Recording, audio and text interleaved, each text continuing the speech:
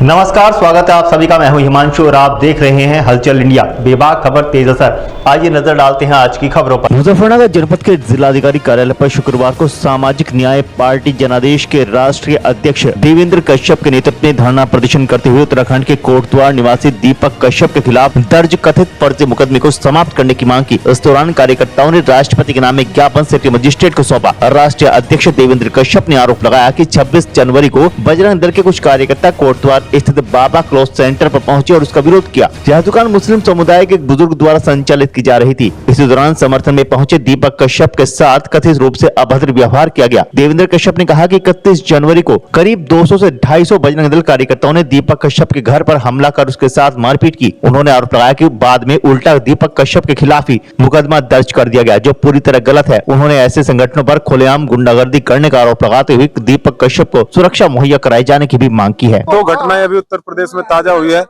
और एक घटना तो कोटद्वार की है। 26 जनवरी के दिन कुछ बजरंग दल के लोग गुंडागर्दी दिखाते हुए एक बाबा क्लॉथ सेंटर पर पहुंचे। तो हमारा मुस्लिम समुदाय का बुजुर्ग उस दुकान को चला रहा था, तो उन्होंने जबरदस्ती कहा इस बाबा नाम को हटाओ। तो एक दीपक कश्यप नाम का जिम चलाता है वहाँ, तो दीपक कश्यप जैसे ही गया कि भाई इसको बुजुर्ग को क्यों परेशान कर रहे हो, ये गलत है। बाबा तो सब लगा सकते हैं, बाबा हिंदू भी लगा सकता है, मुसलमान भी लगा सकता है, पीर बाबा भी होते हैं, भोलेनाथ बाबा भी होते हैं, तो सबके धर्म में है, तो इसको क्यों हटा रहे हो। उल्टा वो उसको भी मारने को चढ़ गए और उसके साथ बहुत बदतमीजी दी, गाली दी। और 31 तारीख को 250-300 लोग बजरंग दल के पूरे देहरादून से इकट्ठा होकर उसके घर पर हमला बोल दिया। भीड़ ने हमला बोल दिया। ये कौन सा लोकतंत्र है, कौन सा कानून है कि भीड़ आ रही है और हमला बोल रही है।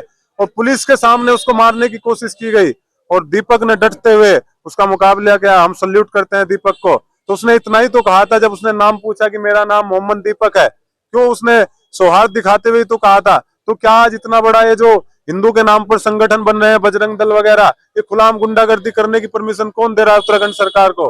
ये उत्तराखंड सरकार के नाक के नीचे हो रहा है, मुख्यमंत्री के नीचे हो रहा है। तो ऐसे मुख्यमंत्री जी को रहने का कोई हक नहीं है कि जो धर्म के नाम पर लोगों को लड़ाते हो। ऐसे गुंडों को बंद कर देना चाहिए, ऐसे गुंडों को जेल होनी चाहिए। और हम मांग करेंगे, उल्टा मुकदमा दीपक कश्यप पे किया गया, एक बहुत बड़ा अन्याय है। तो हम मांग करते हैं कि दीपक कश्यप के मुकदमे वापस हो और दीपक कश्यप को सुरक्षा दी जाए। और घिस्सू खेड़ा में भी 1 तारीख को रविदास जी की जयंती निकल रही थी। हमारे संत रविदास जयंती पर लोग पूरे सौहार्द से मना रहे थे। वहां पर डीजे की आवाज बहुत तेज थी, तो एक महिला को कश्यप समाज की हार्ट अटैक आ गया। तो वहां के परिजनों ने कहा कि भाई इसको आवाज को कम कर लो, आगे ले जाओ।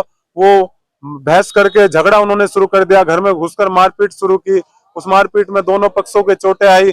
अब दोनों पक्षों के एक पक्ष की सुनवाई होकर 2 नाबालिग बच्चों को 302 में जेल भेज दिया गया है और दूसरे पक्ष पर कोई कार्रवाई नहीं हुई। जब परमिशन थी तो पुलिस के सामने जयंती की, तो पुलिस के सामने कैसे झगड़ा हुआ, और परमिशन नहीं थी तो जयंती कैसे निकली। एसएसपी साहब के पास हम आए हैं और एसएसपी साहब से मांग करेंगे। दोनों नाबालिग हैं, दोनों 18 साल से कम उम्र के, उनके सर्टिफिकेट है, उस महिला का भी मेडिकल है। तो ये कौन सा कानून चल रहा है इस देश में। ये दो तरफा बात क्यों हो रही है। हम लोग मांग करेंगे कि तत्काल इस पे कार्रवाई हो और कार्रवाई होके दोषी भी दूसरे भी जेल जाए। और जो इन पर 307 गलत लगाई है और जो SC/ST एक्ट लगाया है वो भी हटाया जाए, क्योंकि ये जाति भी महार में है। 1891 में इनकी गिनती महार में हुई है और महार भी बाबा साहब अम्बेडकर की जाति के लोग हम भी SC में आते हैं, लेकिन सरकार की कलम की वजह से हमें सर्टिफिकेट ही तो नहीं मिल रहा।